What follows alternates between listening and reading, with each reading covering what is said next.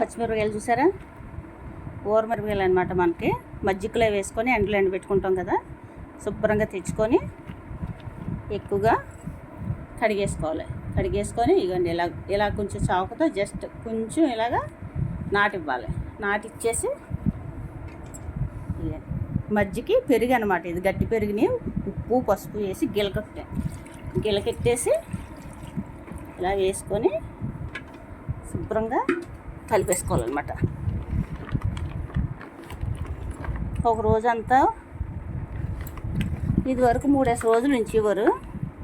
3వ రోజు ఎండలో పెట్టుకోవాలి. ఇప్పుడు అవసరంలా, ఒక రోజు ఉంచుకొని ఎండలో పెట్టేసి మళ్ళీ 2వ రోజు కూడా ఈవినింగ్ వేసేసుకుంటే ఇందులో వేసేసుకోవాలి. మళ్ళీ మజ్జిగలో వేసేసుకొని మళ్ళీ ఎండలో అలాగే పెరుగు అడుగుని మనకి పెరుగున్నంతసేపు ఎండలో పెట్టేసుకోవాలి.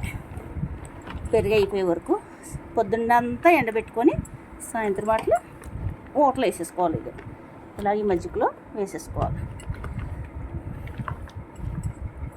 మనకు సంవత్సరం నిల్వ ఉంటాయి చక్కగా ఊరమిరపకాయలు. బయట నుంచి తెచ్చుకునే ఉప్పుగా ఉంటాయి కదా, మనకి ఇలా కొంచెం పెరుగు వేసుకొని గట్టి పెరుగు, ఫ్రెష్ పెరుగు చక్కగా బాగుంటుంది అనమాట. పచ్చిమిరపకాయలు ఇలా ఎండబెట్టుకోవాలి. శుభ్రంగా మజ్జిగలోంచి తీసేసుకొని ఎండలో మజ్జిగ మళ్ళీ ఈవినింగ్ ఇందులో వేసేసుకోవాలన్నమాట.